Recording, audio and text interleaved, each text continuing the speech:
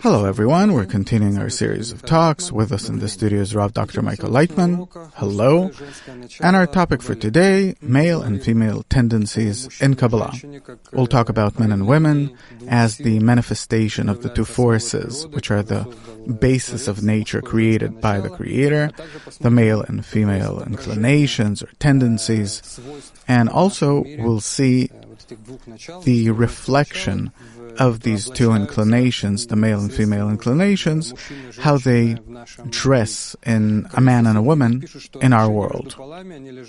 Kabbalists write that the relations between the genders is at the very foundation of creation. Also, Rabash and Bala Sulam write about it. People divide into men and women because there's the Creator and the created being. Right. There are two forces, the force of bestowal and the force of reception, and both of them manifest in matter in the form of men and women, or man and woman. So the force to bestow is the man, and the force to receive is the woman. Yes, but it's conditional, of course. It's not really so. But in the form of forces, it is. The male force bestows, the female force receives. But to bestow and to receive doesn't mean that the egoistic desire to receive is the female force and the altruistic desire to bestow is the male force. So in every person there are these two forces. Right. In men and in women exist both forces. Right. The Creator created a created being. This creation or created being is called this one desire called Adam Arishon that consists of the male and female inclinations that simultaneously supplement one another and are mutually interconnected. So, Adam, at first only the male inclination was created, Adam. No, because we know from the story that later he created the woman, from his rib. Allegorically, it's of course all written allegorically, but what does it mean? It's very simple. The Creator is the force of bestowal. We can't say what that really is outside of us.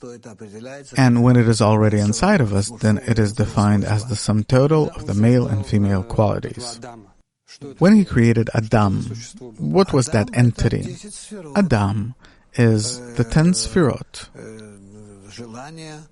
a desire to receive with the intention to bestow instinctively, naturally.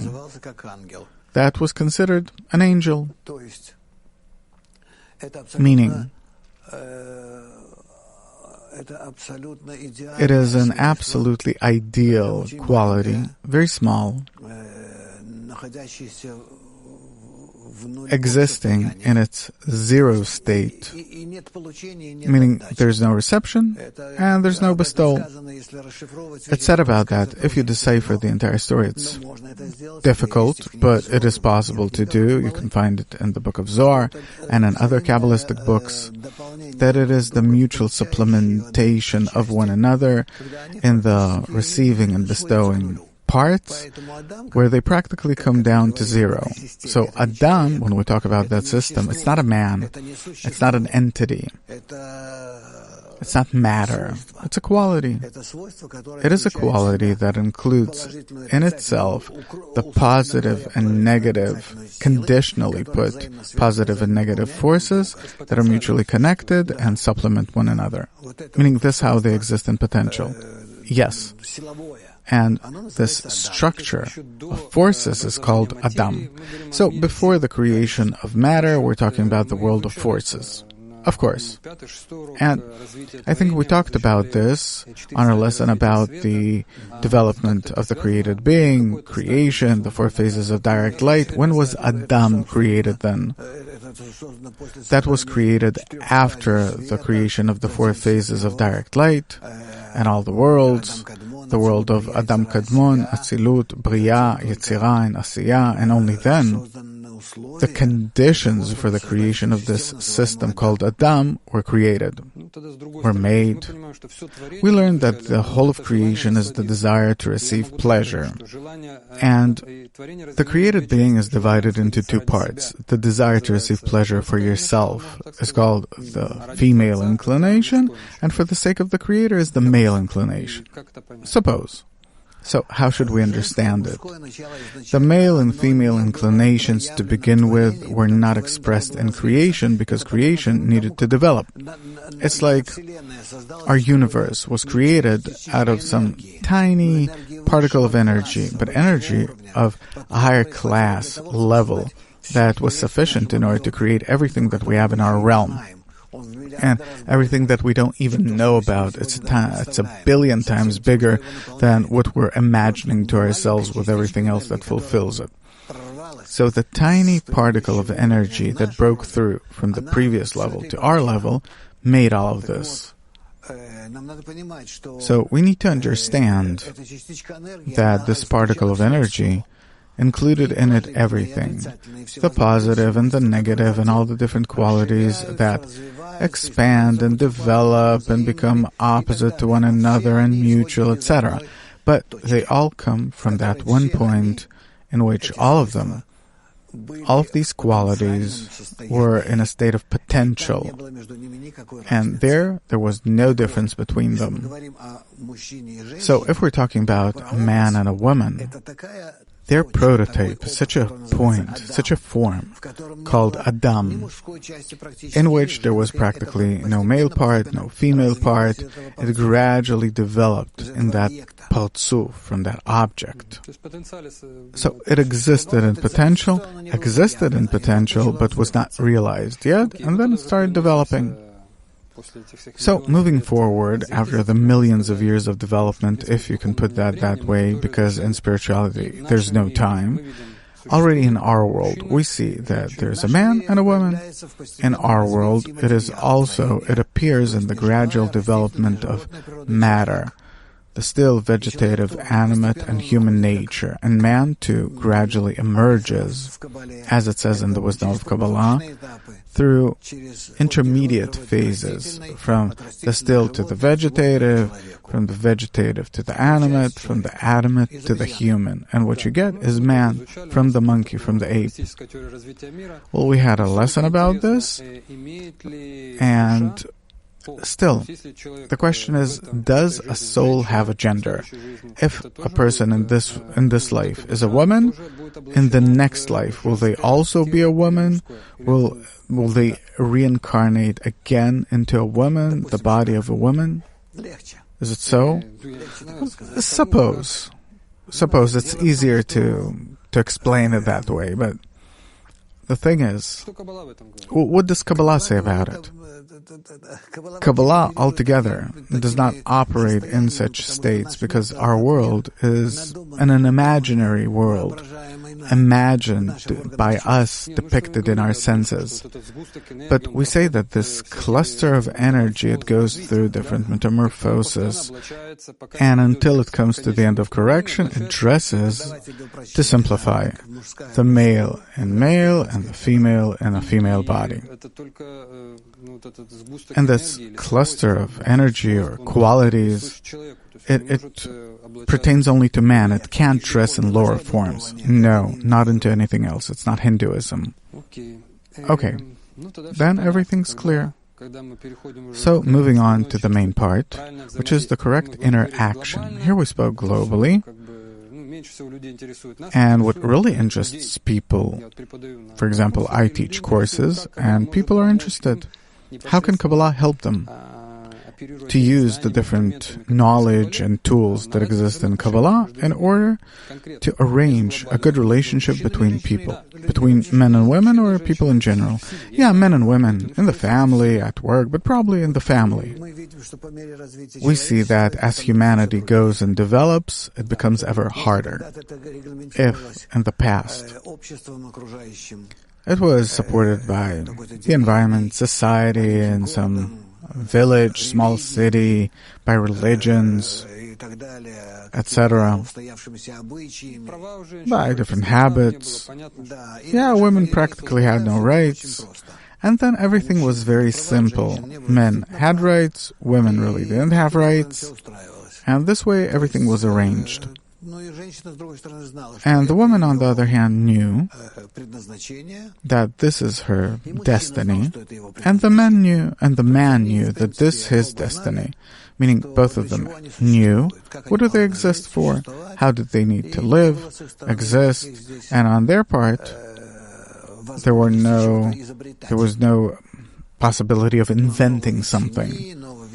A new type of family, of relationships, of something. I for you, you for me somehow. Everything was calm, clear. She was brought up in her family, he was brought up in his, and they saw, according to their parents, what does it mean to live a family life. And this is what they grew up for, were raised, got married, and continued the same way. And all that continued until humanity started coming out of its frameworks. Meaning, in the development of the ego, there is the development of the level of food, sex, family, basic desires, right? And then come desires on the social level, right? How are they called? Social desires, yeah, the desires on the level of man already. Power, fame, knowledge, yeah. So, while they're in these three first desires, food, sex, family, everything's fine. They can exist, meaning such societies can normally exist, and they know that this is the framework in which they exist. They don't have any explosive aspirations. But when society already comes into a level where they start taking interest in money, power, knowledge, then appears a problem. Because these awakenings in people are stronger than the awakenings of food, sex, and family, and therefore a person leaves his family in order to achieve some higher goals, etc. And what you get is problems. And this is what we see in our time. I think the reasons are clear. This was like an exposition. Now let's come to the resolution. What does Kabbalah recommend when there are these two individuals living in a family? No one canceled the family yet, even though today it's only one of the options to have a family. We see that more and more people prefer and can live without a family. But suppose at least half humanity still live in families, and how to build the correct relationship from the Kabbalistic point of view. And so I've collected some of your advice, if you can explain. First, we learned about perception of reality. So from that perspective, you and all Kabbalists recommend to learn how to see in your spouse, not the negative qualities that really don't belong to them, because each sees the world according to the measure of their corruption, but those that are caused by my relation to them. If you can explain, how does this principle work? Well, actually, it says in many sources that a person doesn't see something outside of himself, but his reflection in others. Meaning, I never see the other person, his qualities, and in general, even in animals, trees, and whatever. I always see how my qualities dress on a certain object, and especially on the person in front of me, with whom I live, etc., exist. That's obvious, so we have to take that into consideration. I don't think that people take it so naturally. Look, everyone can agree to it, but to live with it, they can't. But to agree, yeah, theoretically, we agree. Yeah, people in my class say, yeah, we need to relate to each other that way, and what? How to really do it. Right, and to really do it, you can't. Right, so what do we do? So, we're finished with that. The only question left is what to do. Well, there are a few more, but we'll talk about that later. That's a problem. What to do? Let's put it aside. Afterwards, we'll see that to all these problems, there's one solution. Okay, next, there's the law of equivalence of form. Everything comes from Kabbalah, of course. That says that you need to look for a partner with whom you have some kind of mutual basis. Right. That's a must. Preferably to look from that environment from which you yourself came from, closer to yourself. Well, Kabbalah says to the contrary, that the connection between opposites gives a greater effect. I don't need effects. I need a normal, peaceful existence. We're talking about the family. So in the family, you don't need all that. No effects. That's very bad. I need for my wife to understand my tastes, habits, will feel me, because she herself saw something similar in the society that she developed in. If I take a woman from the other side of the planet, then maybe something will work out, but we'll always have misunderstandings to some extent on the sheer instinctive level. So you recommend that there will be equivalence of form. Yeah, that's what we need. We see it from the Torah too, that Abraham sent there. Well, in short, it's a recommendation sent to that place from where you come in order for them to bring you away from there. Now we're talking about the rules of the interaction between the sexes and the rules of the circle, meaning when there's a certain conflict that appears, Kabbalists recommend that you need to set a clear framework and boundaries in your relationship, not to forget to remind about them, and not to be afraid to signal to your partner if it's breached. There needs to be an agreement. Like in general, when we talk about that family life is a kind of agreement, that can of course change. But still, it's a system of agreements, consents. These are two systems, two people that come into some kind of ceaseless, ever-changing and developing contact with one another, into which also join children and common property and mutual influence that increases very much their impression of life and in the family and everything. Here we're talking about constant expansion of our concessions. And this is something that we need to discuss. And such an agreement exists also in a Kabbalistic group, between friends, like-minded people. Of course, in the family, I think there's much more interaction than even in a Kabbalistic group. You're economically tied together and emotionally somehow. In the group of peers, we're connected simply by one idea, which is still abstract, something that hasn't landed in our feelings yet. But here, if it is possible to create such a feeling, such a connection between the man and the woman, between the spouses, then it can, of course, serve as a very serious stimuli for the attainment of the spiritual goal.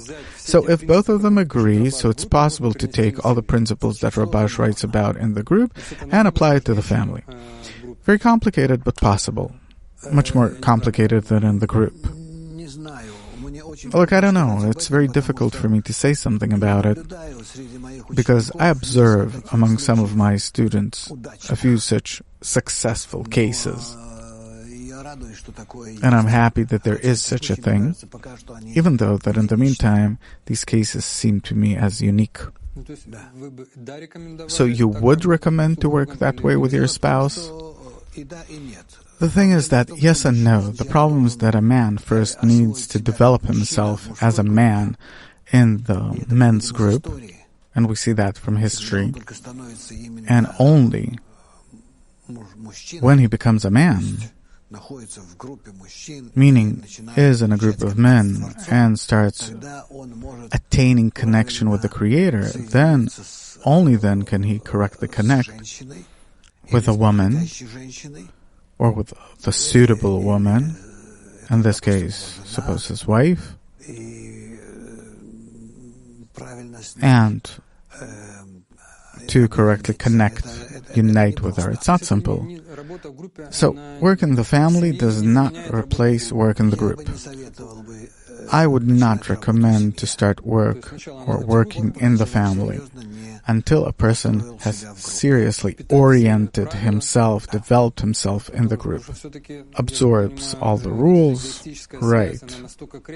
The egoistic connection is so strong that it's easy to confuse it with the altruistic connection that we talk about in the group.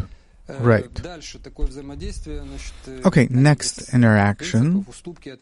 Annulment, conceding, annulling yourself, something that also exists in the Kabbalist group.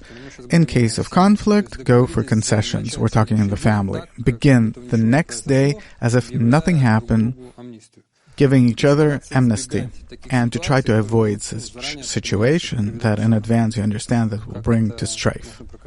If you can explain. You need to begin every day anew, regardless that possibly yesterday you had disagreements, problems. That's both in the group and also in the family. You need to start with a clean slate, as if nothing happened. How do you do it? Very simple and also very complicated. To simply erase. So today we can agree on it, let's do it that way, but tomorrow, the next day, I can't begin the day that way. What will force me to? If you have signed such an agreement, then you will even be proud for keeping it, observing it. That we both need to sign this kind of agreement, simply physically, literally to sign it. Yeah, literally, why not? Another principle, in that your ego does not suffer. It will be easier for you to step over it. You don't even need to step over it. You simply show what a man you are. That I don't want to, but I have to because I promised. Right, and you'll have what to be proud of. That's me. And from the other side, naturally, also the other part needs to agree with your new behavior. A woman's ego and a man's ego, is there a difference? No, don't touch that. These are completely different forms of ego. It's impossible to coincide them in any way. Next principle, very interesting. We learned about the freedom of choice, the article, the freedom of choice, and from it we understand that your only choice is the environment. A person's basic desires can't be changed, and you don't need to. So not to try and demand of your spouse to change their qualities in any way. No one can change it in any way. It's given by nature and will remain that way. The only thing that we can talk about is how to coincide their usage to the benefit of our connection, so that in our connection we will reveal the higher force. This is our goal, our reward. For the sake of that, it's worthwhile doing it all. So, Kabbalah gives a person an understanding of where his free choice is. What can he change, what can't he? Only in annulling himself, and the other side should annul themselves too, and in this mutual annulment toward one another, that you generate such a place, you make such a place in which you will discover the higher force. As it says, man and woman and the Creator between them. Next, a bit about love, if we're talking about a couple in a relationship. There's the concept of love, and from the Kabbalistic point of view, as I understand, love is a different concept. Right. For us, it's all based on instincts, hormones. In Kabbalah, love means mutual concessions, mutual attraction to one another, mutual help, mutual care. The expression of this kind of mutuality is called love. Actually, love means when you feel the desire of the other and fulfill it. So I am a tool, an instrument for the fulfillment of the other. Yeah, in that case, it said that you love them. And also how to measure love, it's a unit of sacrifice. Yeah, the measure in which you sacrifice yourself in order to fulfill your partner. Meaning, I sacrifice my fulfillment? No, I don't know, to sacrifice your fulfillment. Your effort, your power, your efforts. Many times I heard you say that love is built on mutual concessions. Right. Who needs to concede? Both of them. If I concede, then they'll step on my head. What's the right measure? But we talked about it, that it's all according to the agreement. It's an agreement between two opposite sides, parts, extremely opposite, that enter an agreement between them, and they commit to help each other to reveal the Creator between them. Okay, that's clear. It all has to be tried out, of course. You need to teach and learn it and educate. We're saying that in the beginning we don't say to do it, but at least to understand what is it about, where is it written, and what principles is it all based on. It's not something invented. All these things are written about in Kabbalah. And in conclusion, if you can give us some advice, suppose I take several aspects of the Kabbalistic life. A person who studies Kabbalah, there are the lessons, the source texts, work in the group, dissemination, inner work. What's the difference between a man and a woman? Is there a difference between a man and a woman in relation to that? The differences in everything. Let's take lessons. Is there a difference? The materials. No, wait a moment. You're talking about the difference between men and women or about lessons? No, I'm saying, is there any kind of difference between men and women in relation to Kabbalistic materials, sources, etc., things that a woman should or shouldn't read? No. It's possible to read and necessary to read absolutely everything, simply that for men it's a necessity on a daily basis, and for a woman it depends on her free time. That's the first thing. Now, in relation to the spiritual path of the attainment of the Creator, for a man it's a commitment, and for a woman it is according to her desire and abilities. And in relation to the source texts, the same, no limitations, meaning it's possible to read the Zohar, tests, absolutely, everything, no limitations. By no means. Not at all. And work in the tens. In the 10 too, but again, a woman is free of those commandments that are time dependent. Meaning, she doesn't need to rent the lesson at 3 a.m. She can listen to it if she needs to, if she can, if she's in the state, if her burden allows her to, at work, at home. And for a man, it's a commitment. And another aspect, dissemination.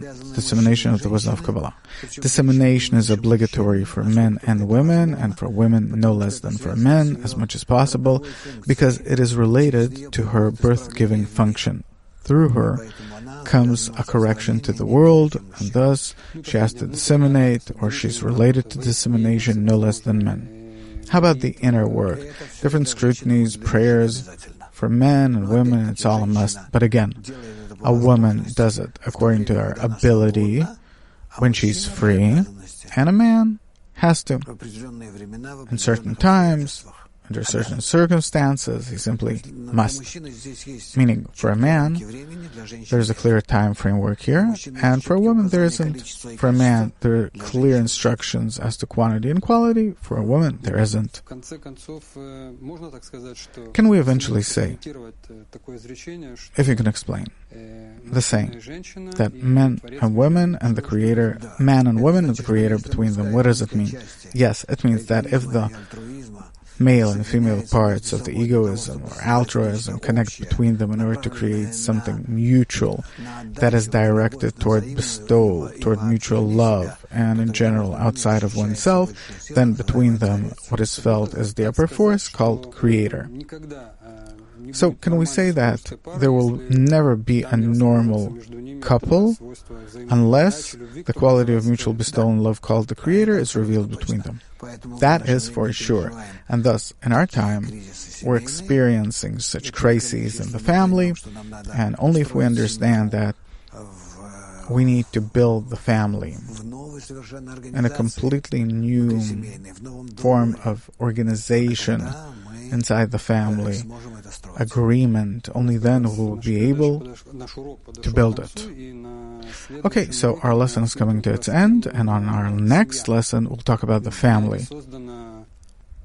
A family isn't created spontaneously, let's put it that way. It is a cell that is meant in order to teach us about how to correctly interact with the whole of humanity.